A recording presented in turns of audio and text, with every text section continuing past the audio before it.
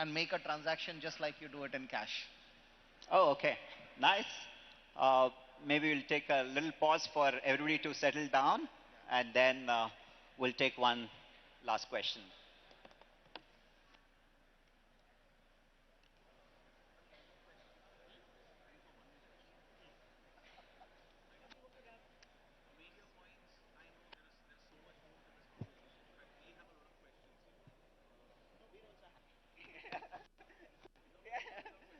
So we'll just take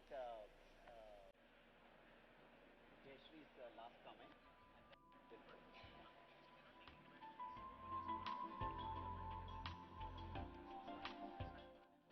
No, no, this is perfect. We'll just wait for everybody to settle down, and then.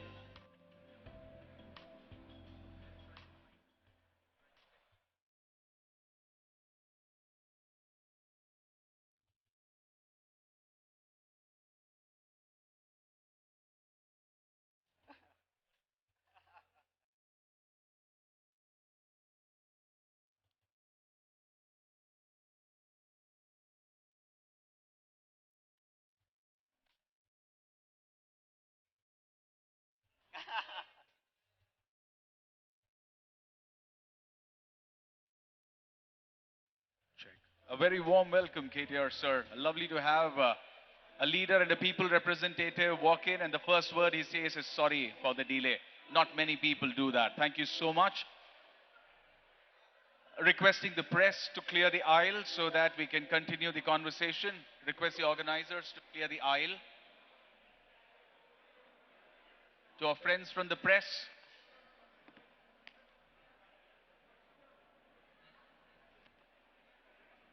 Likia.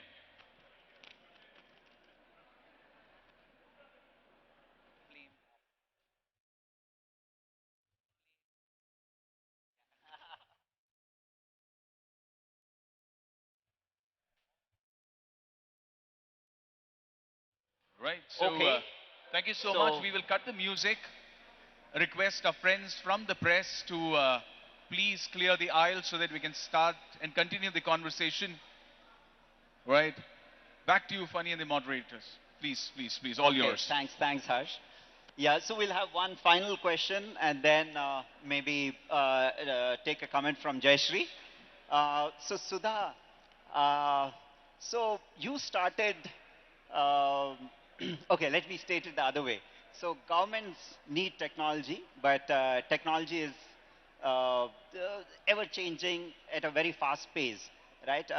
And I learned that you are helping governments in various states get these technology into the government organization. So how are you doing it, and what's the genesis of it? So there are two important trends to take cognizance of. One is the emergence of digital public goods, right? It all started with UID and Aadhaar. But since then, we have stacks enabling access to digital technology to every last citizen in health and finance, in different parts of whether it's the open credit enablement network, taking it to shopkeepers and small traders, whether it's ONDC. The other big trend is people in their 40s feeling like they've been there, done that in the corporate world, and now want to serve state and country. So, leveraging both these trends, we instituted the Indian Administrative Fellowship. It's a fellowship for CXOs. So, people that have come into this fellowship are, for instance, the former CEO of Airtel Bharti's B2B business, the chief strategy officer of Patanjali, right? Large corporate CXOs who jobs and work full time with principal secretaries in state governments for 18 months. And in these 18 months, they pick something that's strategically important to the state government and move them using technology. You were speaking about using alternate data for credit access. One of the things the fellow in Karnataka has been able to do is ensure that women members of self-help groups can access loans even in the absence of a personal credit history or a credit rating. Um, the state has set up a 100 crore interest subvention fund and brought in Canara Bank as the anchor bank to disburse over 600 crores of loans to women, individuals who are members of self-help groups. Nice. So this is Yeah. modeled after your Yeah. journey, Funny, what you were able to do with the government of Telangana. It's Uh, actually, you know, the the Sutradhar is the actually here. Sutradhar is here. Yes. So, KTR Garu, just now, Sudha was just saying that they launched this Indian Administrative Fellowship Program, which they've taken to different governments, different states, where they take people like me into the government. So, yeah, so Sudha is saying it's modeled after me. I'm saying actually the Sutradhar is sitting there. Right. Yeah, he's the one who invited me to the government, and that one small thing is now like replicated. And how many states have you sent fellows to, Yeah. Sudha? So when elected representatives and visionary bureaucrats start to draw from talent in the private sector, magic happens, right? So that's the answer. So how many Uh, states are your fellows in? So we finished one cohort in Karnataka. So the next cohort will start in April. And we've just kicked off in Punjab. So 2 states. We'll announce the third state soon, and we hope to come to Telangana with your support, sir, in the very near future. Nice. Thank you, panelists. We'll take one final comment from Jayashree on how you're using technology at the foundation to increase impact. Yeah. Technology plays a vital role in all sectors. We use it in all the programs at the foundation. To give an example, we have a skilling program to skill the youth to employability, and we use technology to track, to collect data, track. And, data is everything. Then we can plan ahead. We also use technology in the agriculture to where we have a high goal of constructing 100,000 ponds. So we use it to ideally locate the pond for logistics and to monitor after the pond have been dug to monitor the crops. Thank you, Jayashree. And thank you a lot. Thank you, panelists. Thank you very much. Right, so please put your hands together for the amazing discussion. I love the fact that it was so logical. There were facts, very clear facts that were presented. And on behalf of the audience present in Nizamabad, big thank you to the panelists and the moderator.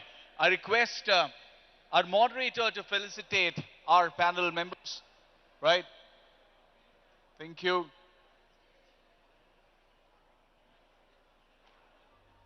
It's brilliant to start the day with absolute rock stars on the stage, right? People who are there everywhere. And thank you so much for being yourself and continuing your journey for us more than anyone else.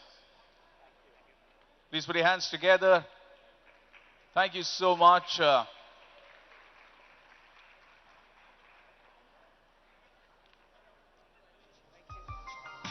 So our panelists who came down from Bombay to participate in this conversation, thank you so much.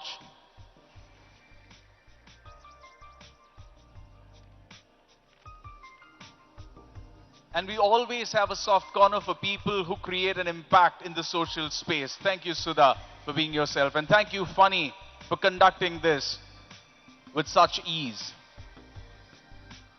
Now that we hear, it's also time to hear from the CEO of Kakatiya Sandbox. I request Manish to please come up on stage. And the only note that I've heard about him is nobody has seen him sleep or eat in the last 3 days because he's been slogging that hard. So Manish, we would love to hear from you, your address for Development Dialogue 2023 Nizamabad.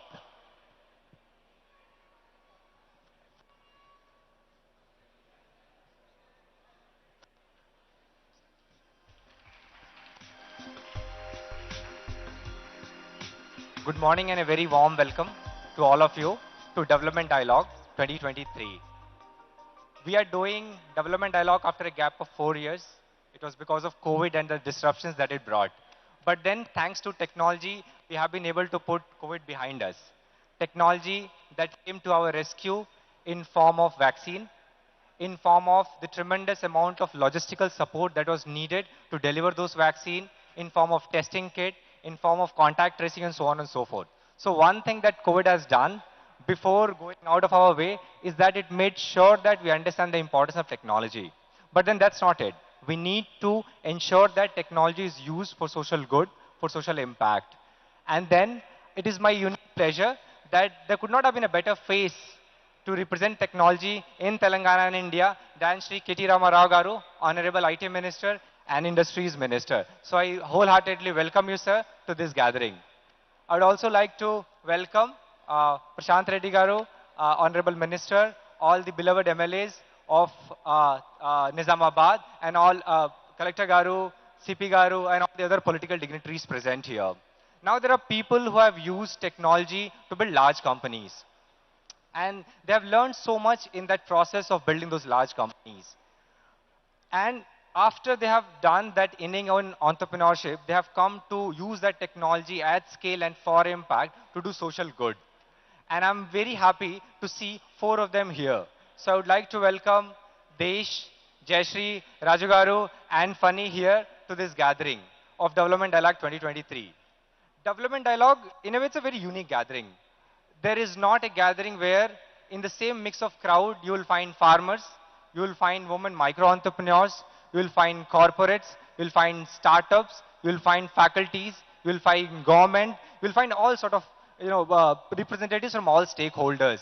Now, so I would want you to at least ensure that you talk to one of these and get one story out for yourself. So if you meet one farmer, get one story, one woman micro-entrepreneurs, get one story, meet one startup, meet one corporate, or somebody who wants to do social good, then I think the true purpose of Development Dialogue will be successful. Now, this is not a gathering that we are just randomly put together. This is a very unique community that Kakatiya Sandbox has built over the last 9 years. We have built it brick by brick. And that's the gathering here. I fondly remember a story from a program that we do. It's called Skill in Village, where we used to run this program for 2-3 years. And after 2-3 years of running this program, the Sarpanch came to us saying that I would like to write a check for 25,000 rupees and then be part of this program to make it sustainable, to make it viable. Now that's the community that has gathered here. The community that truly wants to be part of economic transformation of North Telangana. Overall, over the 9 years, Kakatiya Sandbox has been able to generate $50 million of economic impact for 100,000 families. We work with 100,000 farmers, 5,000 micro-entrepreneurs, more than 2,000 skilling students, and numerous startups. And all of that has done right here from Nizamabad for the social impact of North Telangana. Sometimes people ask me, what am I doing here? While all of this is happening, how are you the center of it? You have the profile to be in some tech center around the world. You graduated from NIT Trichy. You are in corporate sector. You're working with different governments. Why are you here in Nizamabad? To them, I humbly say that if the pursuit of purpose and happiness can take people to the higher Himalayas, this is my purpose. And I'm just happy to be here. Well, thank you. Nowhere you will find an opportunity to work with a farmer who's so smart and always thinks from the first principle to people who are the philosophers of the world and the best thinkers of the world. That opportunity is rare to come by. So if any one of you among the crowd is thinking of taking that hard plunge to make this social impact, I'm happy to share my experience, talk on the side, and I will tell you just one phrase. It's all worth it if you take that plunge and actually do that work. Then at last, I personally believe that's all about people. People is what create impact. People is what bring the change. So today, I would say, let the shoulders rub and inspiration fly. To all of you again. Thank you.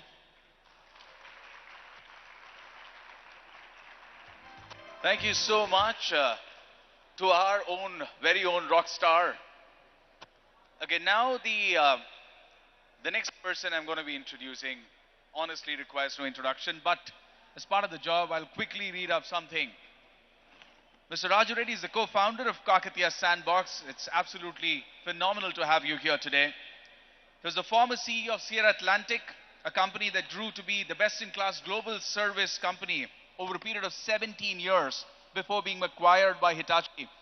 All the fancy designations, but the designation that he absolutely loves is when he scored the chief volunteer for Kakatiya Sandbox. So, Please put your hands together for Mr. Raju Reddy.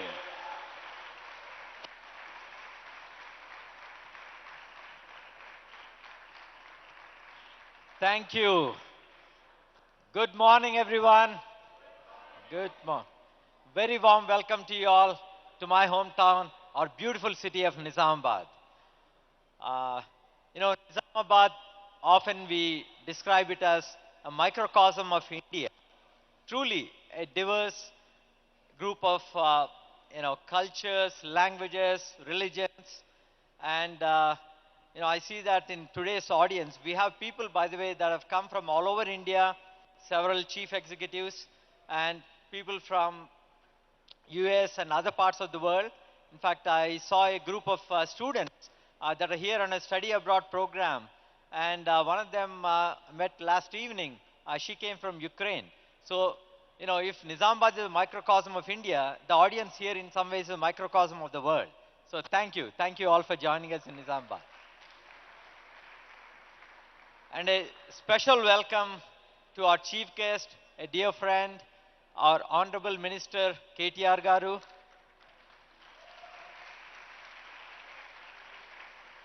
who is more popularly known as KTR.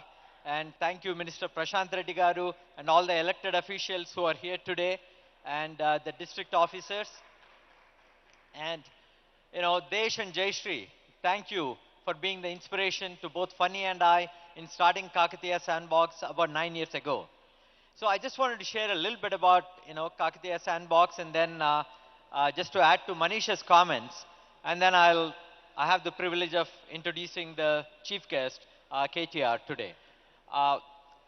So at the core, everything in a sandbox is about creating better economic opportunities in rural India. And we started this journey a little over 9 years. And there are kind of three main tenets of a sandbox ecosystem. One, it's the bottom-up form of economic development, meaning unless the local people are an active part of the solution, these changes are not sustainable. Hopefully yesterday you had a feel for that, the quality of the local talent that is building Thai Nizamabad. By the way, how many of you knew that there was a Thai chapter in Nizamabad before? It's the smallest city in the world with a Thai chapter anywhere, and one of the most vibrant Thai chapter cities. Absolutely. So I think that's an example of bottom-up form of socio-economic development. Second is bringing an entrepreneurial mindset to address social challenges. As Desh, the founder, often likes to say, if you can combine the compassion of the non-profit world with the execution excellence of the for-profit world, that's when you get outstanding results. And third is scale.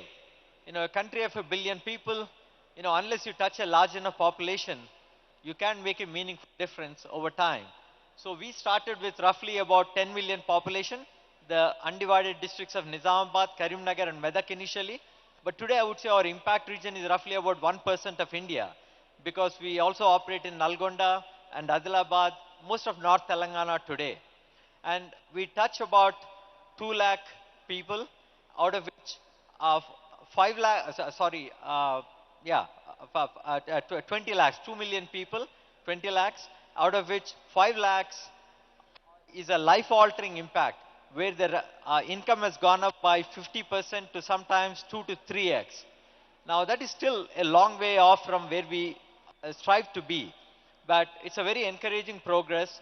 And at the end of it, it's all about building role models at the micro level, people that they can relate to, like Manish talked about the farmers or others. And so we need many partners for this to succeed. And one of the most important partners in all of this is the government, of course. And I must tell you, right from the day one, we've had tremendous support. We have a very enlightened government, fortunately for us, in the state of Telangana. And a big shout out to Garu and the rest of the team, and of course our Chief Minister KCR Garu, and so now many of you know about KTR Garu with all the businesses that have come to global businesses that have come to Hyderabad and Telangana in recent years. And I think there was a lot that came out of Davos conference itself. My understanding is there is several billions of dollars, maybe tens of billions, that have come to Telangana or will be coming as a result of that. So I don't have to tell you a lot of that which is in public domain, but I thought I'll share a little anecdote. I talked about this, I never talked about it here in India, but I did talk about it once in California. So some of you may have heard it before, so bear with me. It's a personal story, I think, that gives you a glimpse into, KTR. And this was about 6 years ago. I was meeting KTR Garu in the secretariat, and at the end of that meeting, he invited me to join him for a dinner at Falaknama Palace, where there was a visiting delegation from Boeing. And he was kind enough, and I said, sure, I mean, that sounds interesting. So Boeing was evaluating different cities for setting up their new manufacturing plant. And my understanding is not just cities across India, but in other parts of Asia. And I was seated next to a gentleman, a Caucasian, who was visiting India for the first time. And we talked about, each other, and he knew that I live in California. I was here on a visit. And KTR, as he normally does, did a fantastic job building a very compelling argument for why Boeing should choose Hyderabad over other cities, and other cities not just in India but outside too. And at the end of it, this gentleman turns to me and says, Raju, we need a leader like this back in our country, in America. just, just think about it. And being a native of Telangana, my heart swelled with pride. So, ladies and gentlemen, that's just a peek into, KTR Garu from a personal anecdote that I have. He's a kind of leader that not only any part of India would love to have, but any democracy in the world would love to have. So please join me in a warm welcome to our chief guest, KTR Garu. Thank you.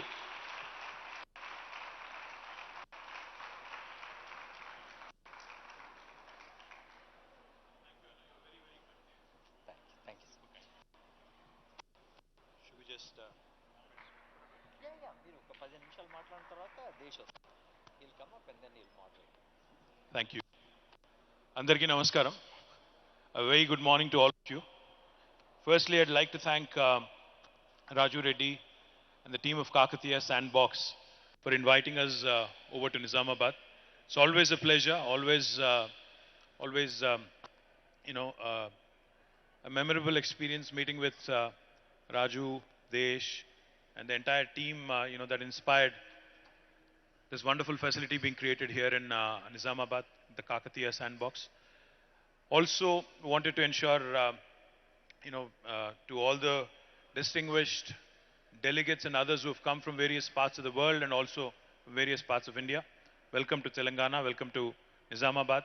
Our Honorable Minister for Roads and Buildings, Shri Prashant Reddy, the District President of Nizamabad, Shri Jeevan Reddy, Honorable Chairman for RTC and MLA Nizamabad Rural, Shri Bajireddy Govardhan Garu, Honorable MLA Nizamabad Urban, Shri Ganesh Gupta Garu, Honorable MLA Bodhan, Shri Shakil Garu, Honorable Member of Raj Sabha, former Speaker, Shri KR Suresh Reddy Garu, Honorable MLC D. Rajeshwar Rao Garu, Honorable MLC Gangadhar Gaud Garu, Honorable ZP Chairman Vittal Rao Garu, Honorable MLA from Kodad, Shri Malaya Yadav Garu, Honorable former MLC Shri Narsi Reddy Garu, Honorable DCCB Chairman Shri Bhaskar Reddy Garu, to all the distinguished members who are also present in the audience, to the district administrators, officials, to my friends from media, a warm welcome to all of you. I love the theme of this event, development dialogue. I think a country like India, which has the largest population on the planet now, we just surpassed China. For those of you who are not aware, we just, I think, surpassed China last week or 10 days ago. We have the largest population on the planet now. We're the country with the largest population on the planet. Most importantly, this population, if you look at it, 50% of India is less than the age of 27. 65% of India is less than the age of 35. And in a knowledge economy, I think this is the biggest a nation can bring to the table. The kind of young think force, not young workforce, but the kind of young think force India possesses today is the biggest strength, in fact, it can leverage days to come. The reason why I said I love the theme of this conference being development dialogue is because I'll narrate a quick story to you. Back in 1987, both India and China, similar sized countries in terms of population, also had a similar sized economy. We had almost the same GDP back in 1987. But if you actually move forward to 36 years later, today, China is the second largest economy in the world with $16 trillion of GDP size, whereas India is still languishing at $3 trillion with the dreams of a $5 trillion economy. What went wrong? Or what did China do right that India did not get right? In my humble opinion, I think China focused on ensuring that development becomes the principal conversation across the country, across the nation. Unfortunately, in India, I think very often politics takes center stage and economics unfortunately takes a back seat.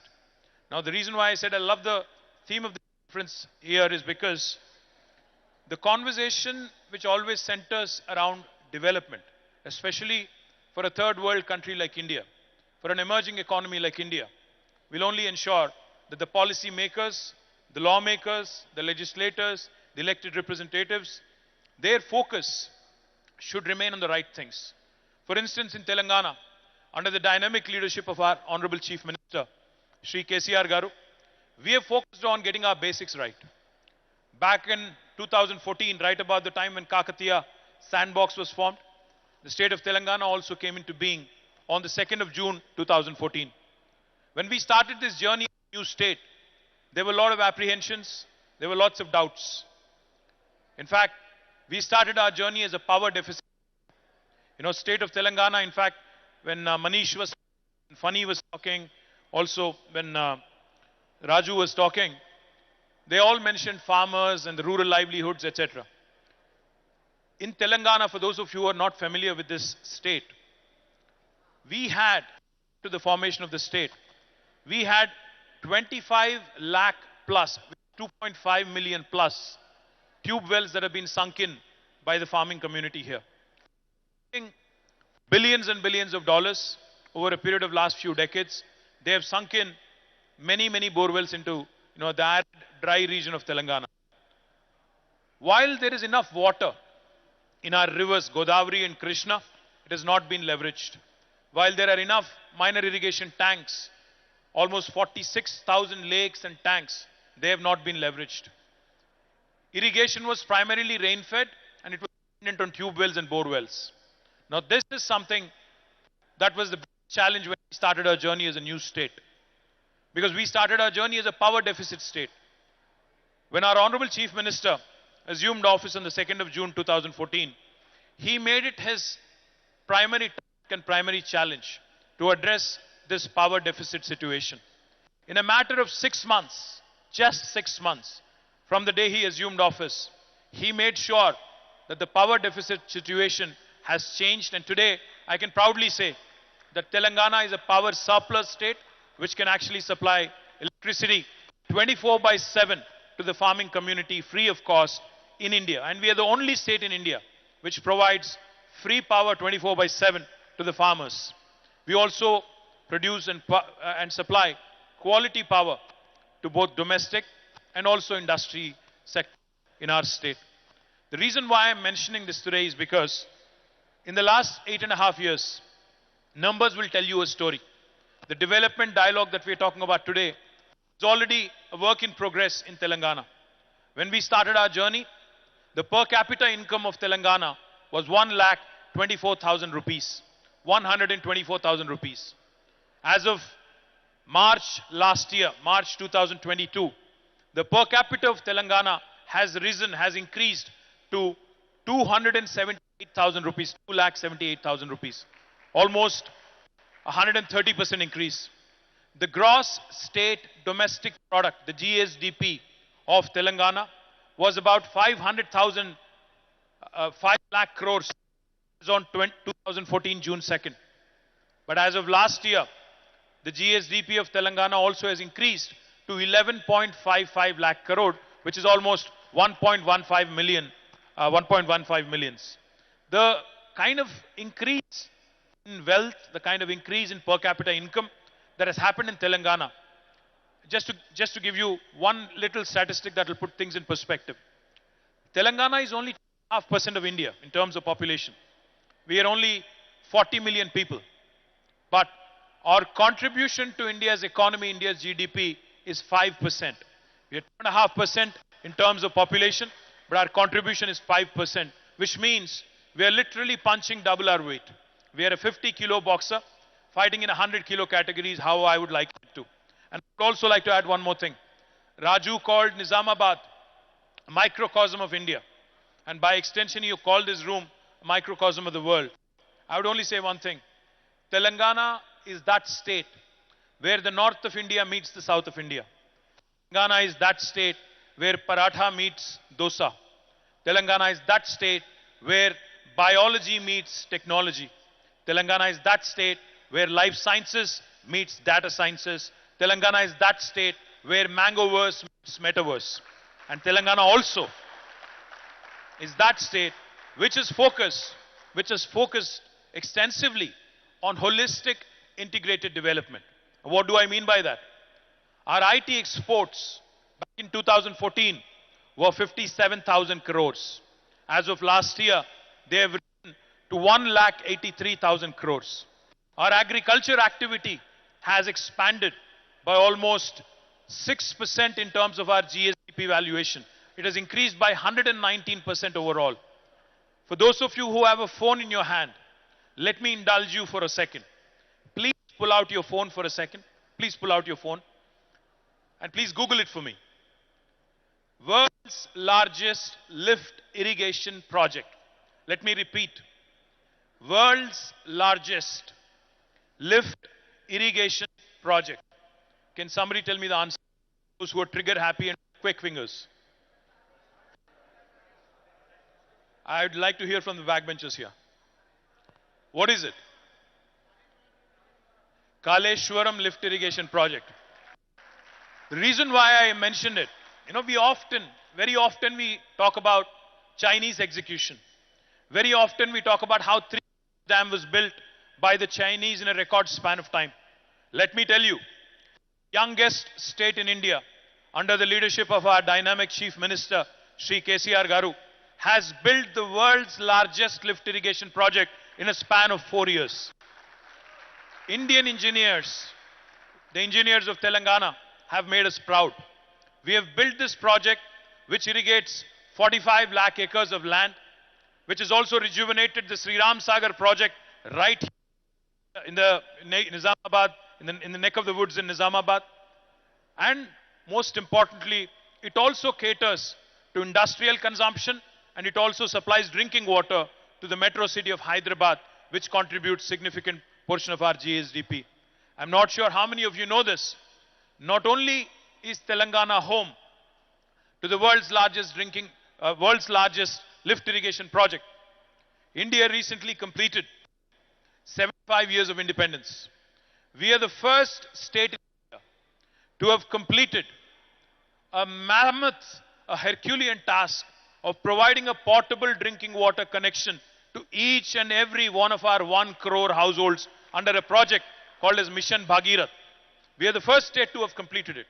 And when we were laying the water pipeline, which almost ran for more than 100,000 kilometers, 1 lakh kilometers plus of water pipeline, along with it 19,000 reservoirs, and along with it number of pump houses and everything else that goes with it. Let me also tell you, we have leveraged, there is a very popular word in India called as Jugaad. Jugaad basically means hustle. Jugaad basically means hustle. What we did in Telangana is something ingenious. When we had to dig and trench the entire landscape and lay almost 100,000 plus kilometers of pipeline, we decided that we'll also combine the fiber optic cable in the same trench that we were digging for the water pipeline. Thereby, Telangana will also become one among the first states in India to be providing a 100 Mbps broadband connection to each and every one of our 10 homes. This is unique because the pandemic has shown us what can be done by way of e-commerce, by way of e-health, by way of digital education, and by way of digital empowerment at large.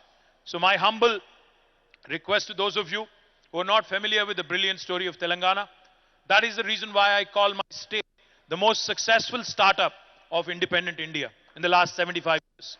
I can narrate many more other fantastic achievements of the state, but I'll leave it at that because I know we're short on time and we already showed up late. So let me thank Raju and the entire team of Kakatiya Sandbox for this wonderful opportunity. I wish the youngsters, the farmers, the entire ecosystem of Nizamabad the very best. I'm coming back next month, Raju Anna. I'm coming back to inaugurate the IT hub here. I'll humbly request you and Desh, to bring in more and more, because the pandemic has shown us it doesn't matter where you work from in the world. You could be in a village, you could be in a small town, you could be in a metro like Hyderabad or Bangalore.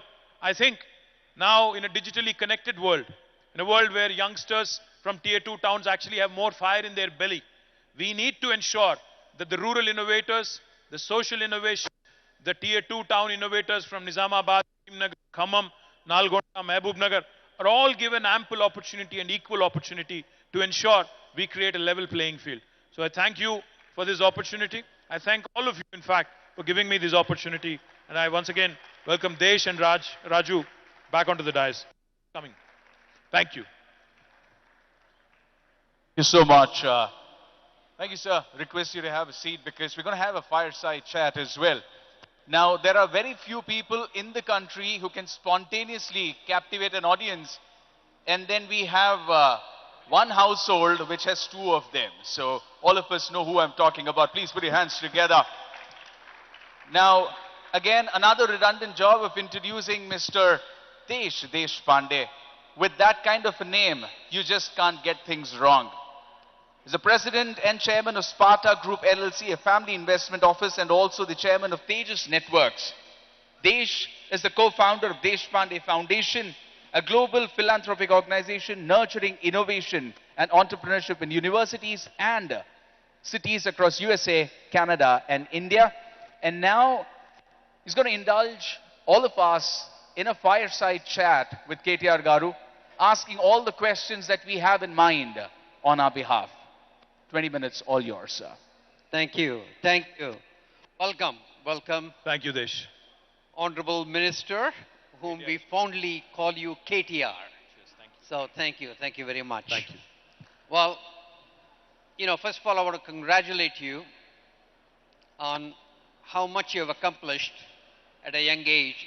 Just looking at your Wikipedia, and I realized that I graduated and left India in 1973 when you were not born yet.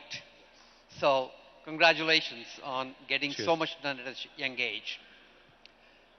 Like you talked about, Telangana has achieved a lot in the last 8 years. Double the GDP, clean water, all these things. What were the core aspects of being able to achieve those fantastic results? And what do you think Telangana as a state needs to do to keep that trajectory going for the next 8? Thank you, Desh. Great question. Firstly, like the MC said, with a name like Desh, I think you can only inspire confidence. What you've done in Hubli has today translated into something very meaningful here in Nizamabad. Firstly, I think Desh and his entire team of Hubli Sandbox really deserve a big round of applause. Please put your hands together. Thank you. And I'm sure Jayashree's role is more paramount in this, so thank you, Jayashree, I think, for contributing in a big way to Desh and his brilliant story. Just to, kind of add to what I was saying before, Telangana has done some things which are truly meaningful and truly relevant to an emerging and a developing country like India. The reason why I said the dialogue needs to be centered around development and nothing else, is because, as a country, I think we've lost the plot somewhere. We are not focused on ensuring that our children, our citizens get the basics right. We need electricity, we need drinking water, we need water to the fields of our farmers. We need to ensure basic support mechanisms are in place to make agriculture more remunerative, to ensure that the farmers' kith and kin and their children also look at farming as a productive sector and not otherwise. We have focused on these basics. What can be done? What further can be done? I think if you look around, the world and also India at large. I was at the World Economic Forum last week.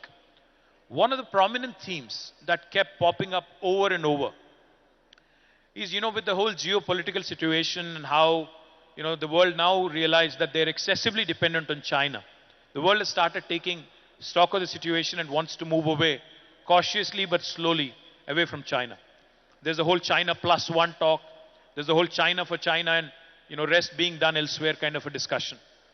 This is India's opportunity, this is an opportunity for India to seize the moment, to capitalize on it, to build more manufacturing, to ensure that we, also as we move into the services and knowledge economy, to latch on to that unique opportunity where India can position itself as a hybrid between China and the US. The reason why I call it a hybrid between China and the US is because China has done brilliantly to position itself as a factory of the world. They produce everything literally. They produce active pharmaceutical ingredients, they produce world-class electronics, they produce plastic molds and little things that we see all around us. They also produce some of the most high-tech equipment that there is in the world that is used in aerospace, defense, space tech, etc., etc. Whereas the US, slowly but steadily, has moved away from being a manufacturing to a services, now more to a knowledge economy. And like I was pointing out, I think over the next 1 decade, India can truly position itself with progressive states like Telangana leading from the front. India can truly position itself as that unique combination which can both cater to the manufacturing needs of the world, also at the same time ensuring that this young think force that we have, that amazing demographic dividend that can pay off big time if we ensure that more and more sandboxes can come up in various parts of India. If we can focus and ensure that the youth of India doesn't unnecessarily get distracted from the development agenda and continues to stay on course, then magic can happen over the next 1 decade. The last thing I'll mention on this count, Desh, India does not have the luxury of leapfrogging anymore. We cannot allow leapfrogging to happen. We have to literally pole vault. Because what US was able to achieve in the last, say, 1 century or so, what China was able to achieve and accomplish in the last 2 decades or so, India has to do that in 1 decade. And that is the window of opportunity that India cannot miss out. And more such unique opportunities where ecosystem and multilateral, cooperation opportunities between the government, the private sector, the academia.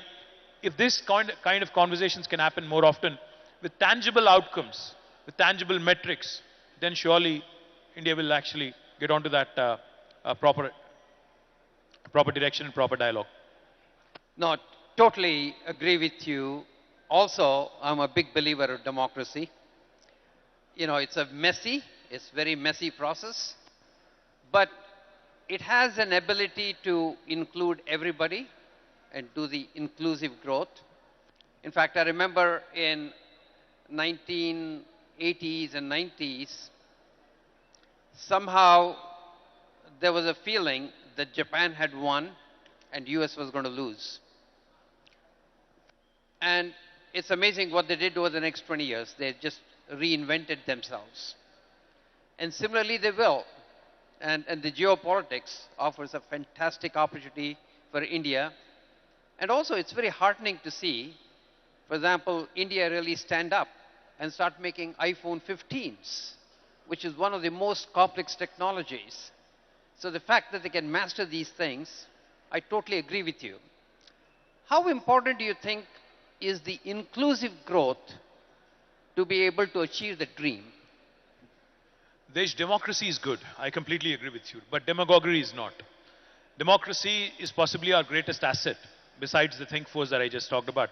But demagoguery and, insulting our institutions, insulting our own people, dividing people in the name of religion, etc., can never make India, can never propel India into the first world orbit.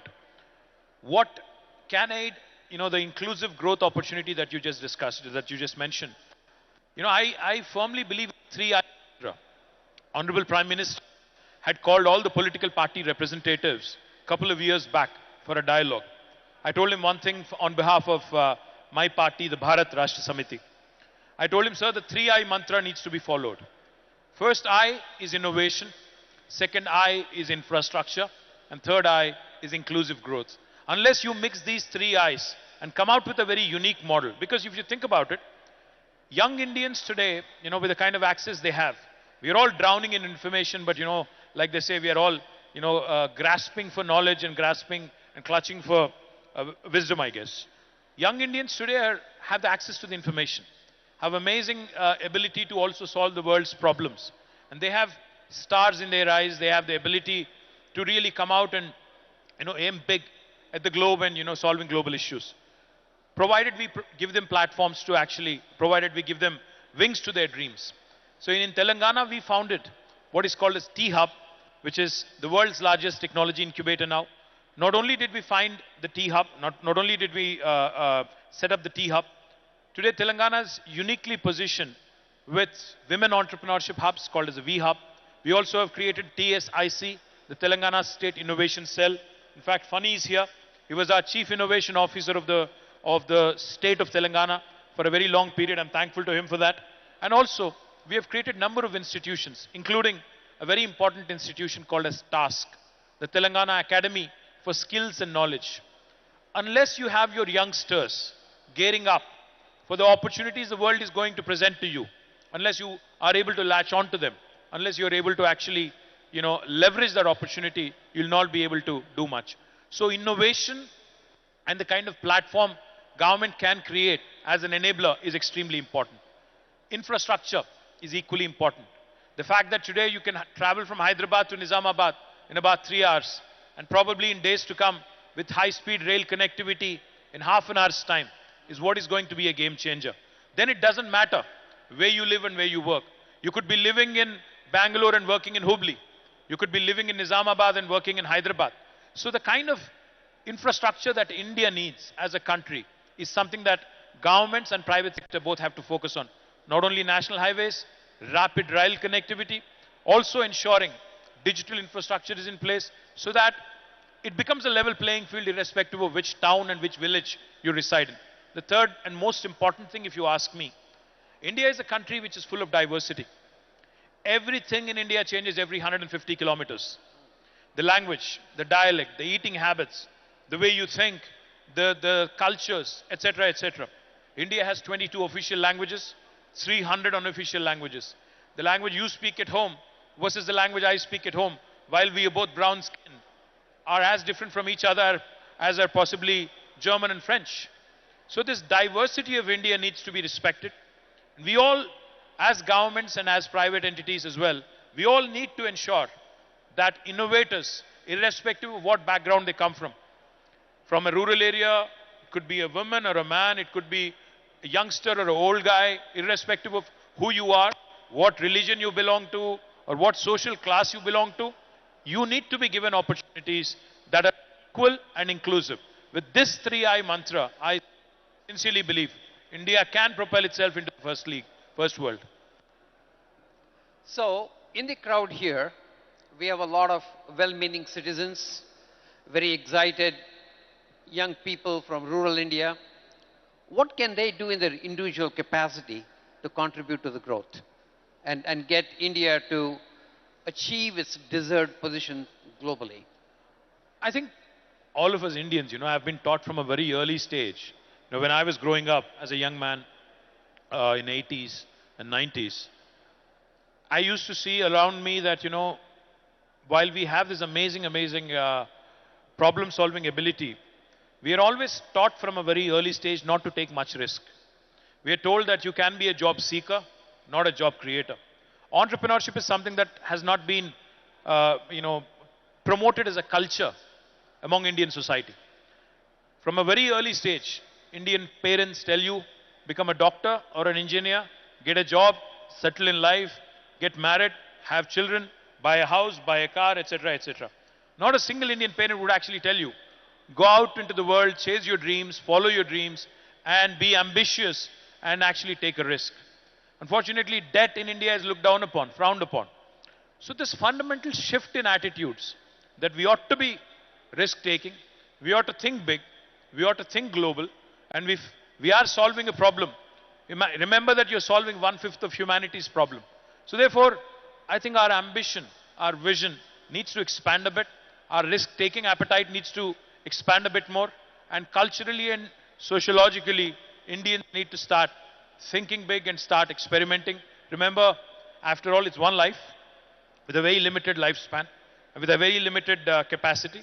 So therefore, we need to risk a bit more is what I would say. And youngsters here especially, I think in my time, in Desh's time when we were growing up, I think there wasn't much appetite of capital.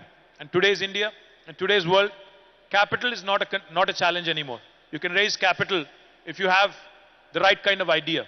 If you have the right kind of product, the markets are there to lap it up. So therefore, I think taking a bit more risk, thinking big, thinking global, not just thinking India, I think that's the way forward from an Indian youngster's perspective, if you ask me. Well, I also want to thank you for personally finding ways to do it. You know, I was in Basra yesterday and met these 10,000 students who are the cream of the crop. And this new initiative that Raju and Venkatraman have to really inject this entrepreneurial spirit in them is something that we really need to keep pushing, I think. Because when you ask them what would you want as the future, they all say government jobs. And so I think we have to make them a lot more ambitious, a lot more entrepreneurial to move the country forward. Now, you know, we talked about how democracy is a good thing, but it has its own limitations. In fact, it's worse in US than in India, because in US, congressmen have to get elected every 2 years. So as soon as they get elected, the election starts again. The re-election starts. So what are the secrets to make sure that in democracy, the bureaucracy and the political engine can be productive? Well, I wish there was a short answer.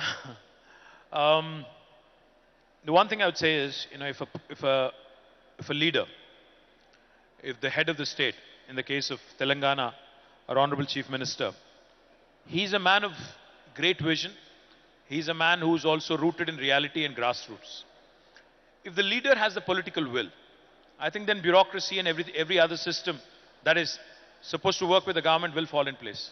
And a great example, like I said, is the execution of one of the largest projects in the world, the largest lift irrigation project in the world, being completed in 4 years in a democracy like India, with all the challenges that we have, is a classic example of how things can be done. But having said that, I think besides the political resolve, the political will, what matters also, sincerely, I'm saying this with utmost sincerity, I think politicians should stop worrying about winning their next election all the time. If we decide that it's okay to lose an election, if we decide that it's okay to actually sit out, maybe next 5 years, then we can get a lot of stuff done, honestly. Otherwise, you know, you're always sucking up, you're always trying to win the next election, you're always trying to do what is more popular than what is right. So therefore, I think that fine balance that is missing is something that India needs to find. Unfortunately, it's easier said than done, but I think there will come a time when development will take center stage and not halals and hijabs and other nonsense. And then I think India will actually move forward in the right direction with the right kind of intent and with the right kind of goals. Yeah, thank you. Thank you. Well, we have 5 more minutes with KTR. So if any of you have your questions that you want to ask him, please come forward and maybe we can ask them 1 or 2 questions. So please stand up and come here in the front so that we can bring a mic to you, because we don't really have a lot of time. So KTR, one of the things that US seems to be doing pretty good is engaging the private citizens into the bureaucracy more as experts, right? Because our bureaucracy comes from an administrative capability and not really a vertical capability. I know you're trying that with people like Funny and so on. How can we make more of that happen? Great question, Desh. In fact, in Telangana, not only we have Funny, but in fact, my entire Department of Industry and Commerce and IT, Information Technology, has almost 15 different very bright young people from the industry who are working in various very senior positions. In fact, one of the gentlemen is working with us for the last 8 years, who is heading now our director as Director of Electronics and Semiconductors, is currently in the US. So what we've done in Telangana consciously is we've co-opted for the best of the talent that there is in the private sector. We have invited them to be a part of the government and use this lateral entry as an opportunity to ensure that we get the best expertise. And I think you rightly pointed out, bureaucracy in India is more of an administrative capability.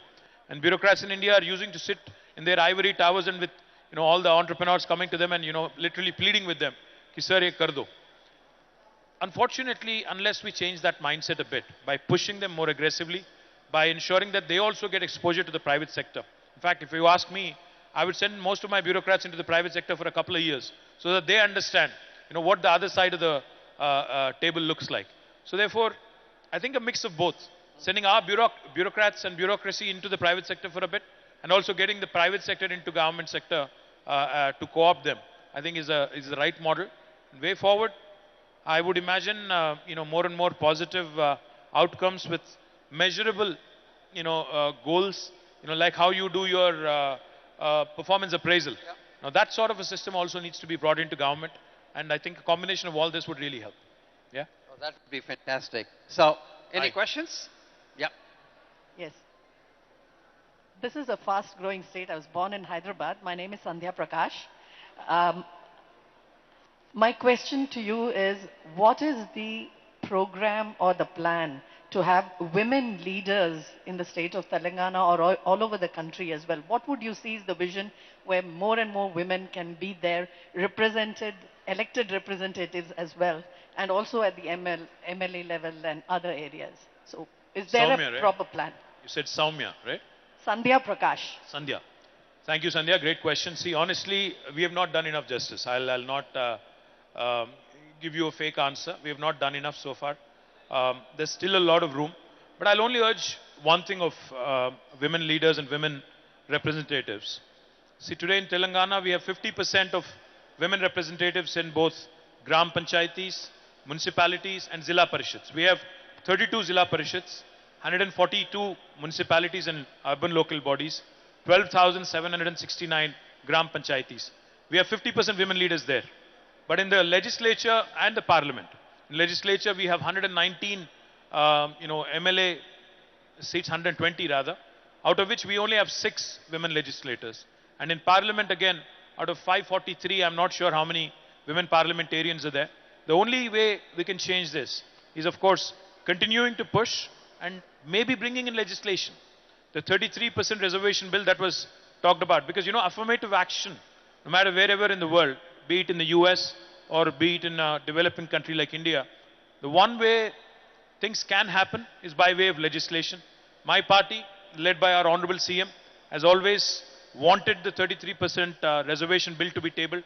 So hopefully, the day is not far, hopefully, like I said, because unfortunately, we don't run a government of India now. So whatever was within our purview, we brought 50% reservation there. But I hope and pray that government of India also will wake up and bring in this legislation. In the meantime, I promise you that next election, we'll start looking at more representation of women. But these women leaders also will have to come from within the ranks. You cannot be staying away from politics for 4.5 years and coming to us in the last 6 months and saying, listen, I need a seat because I've done some good work elsewhere, not in your political party maybe, but elsewhere. So I think a lot of pressure also has to come from within the ranks, and that sort of pushing the envelope has to come from within and not from outside. That's what I would think. Thank you, KTR. Thank you, Sandhya.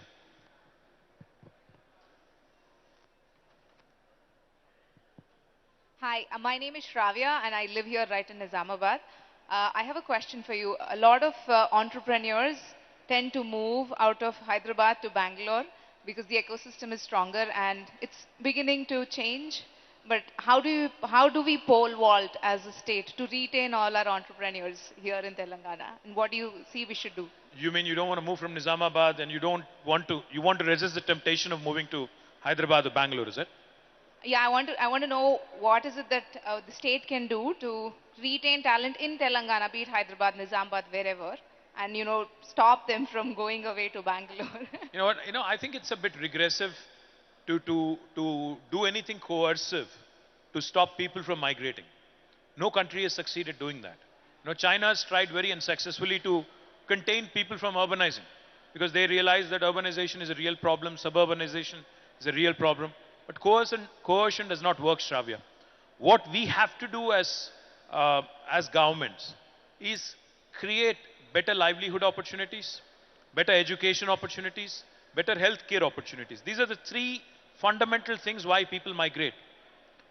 Better livelihood is why most of the students go to the US and UK and elsewhere, because they believe a United States degree, including myself, I have been to the US and I've gone to school there. Why do we migrate? Why do we actually go abroad? Because we believe that the degree that is conferred on by those universities actually holds a better value. So unless we compete with them and create better institutions, we cannot contain them. Likewise, why does somebody from a small village move to Nizamabad? Why does somebody from Nizamabad move to Hyderabad? And why does somebody from Hyderabad move to US? See, this is a process. This is a journey. What we have to realize is human beings by nature are in constant pursuit of excellence, are in constant pursuit of social empowerment and economic empowerment. You can't find fault with the human nature. But at the same time, those such as yourself or Manish who said, it's not just the pursuit of economic empowerment, but pursuit of purpose, pursuit of happiness can stay put wherever you want, provided, as a government, I can give you better education opportunities, healthcare opportunities, and livelihood opportunity. So this is a continuous endeavor, and I don't think any government has cracked it across the world, not in India. So it's a continuous process, and I would sincerely think it's regressive to actually say, to put an embargo and say you can't move. That's not the right way to handle it, is what I personally believe. Cheers. Thank you so much. Thank you, Shravya. Sir, hi sir. I am Srinivas. I am MJNF fellow. So we are working in each of the districts, working on skilling ecosystem of the district. At the grassroots level, we prepare DSDPs and all. So I have compared the Telangana innovation ecosystem, which is like fast growing, with the existing ecosystem of Karnataka, and I found out that we are moving very aggressively in comparison.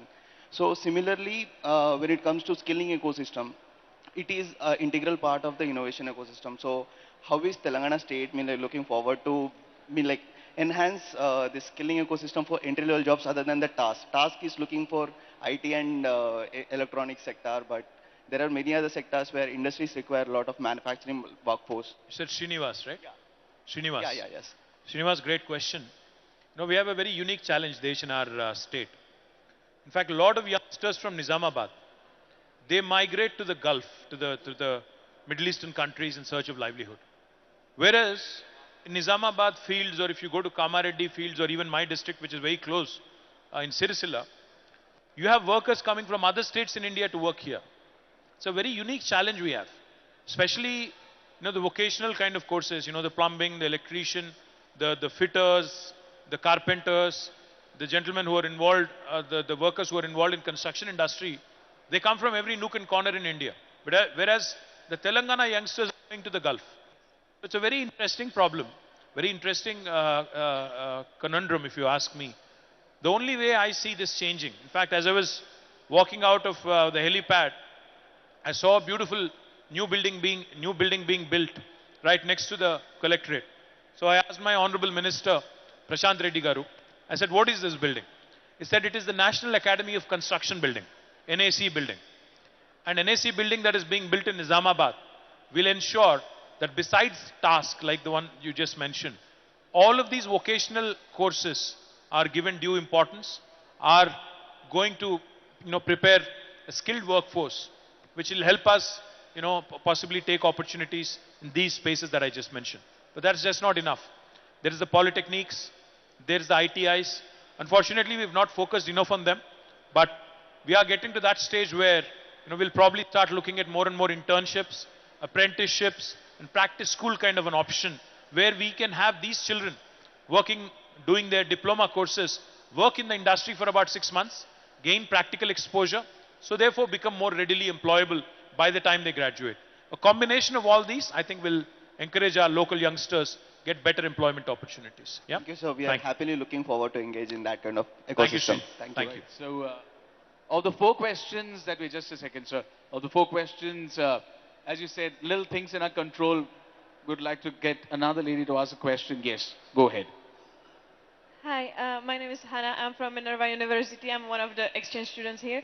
I was wondering if people going through public education, higher public education, as compared to private education, do get the necessary skills to be the future entrepreneurs and skilled workers, whether they have skills that are on a competitive level with those who graduate private institutions. Great question. I didn't get your name. Hannah. Anna? Hannah. Hannah. Hannah, great question. I'm pretty sure, I'm going to go on a limb and take a guess, that both Raju and Desh went to a government school. Am I right, or did you go to a private school rather? You did. See, these 2 gentlemen who made it big in their life and who are now giving back to their cities, Nizamabad and Hubli, have both gone to a public school, not a private school. So, it doesn't really matter whether you go to a public school or a government school or a private school, as long as, you have the ability to imbibe, learn, and be ambitious in terms of your worldview and world outlook.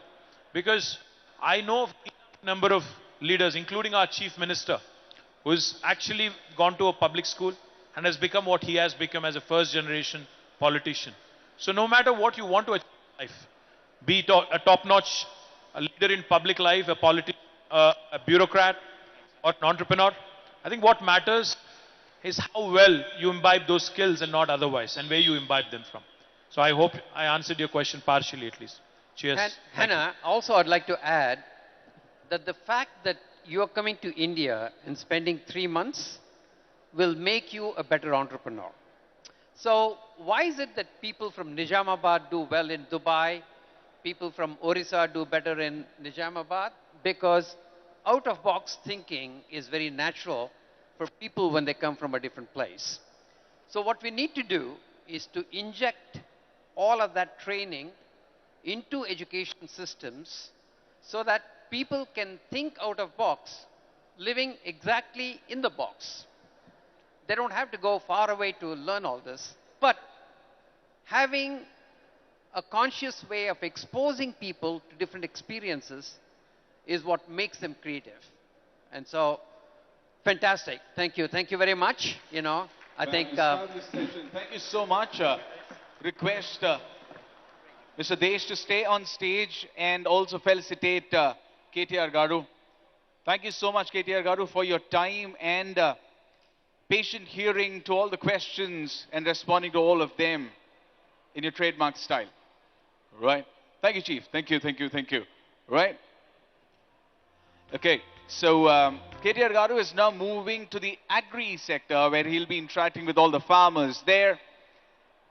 And we will continue with our interaction, the beautiful panel that's set up next.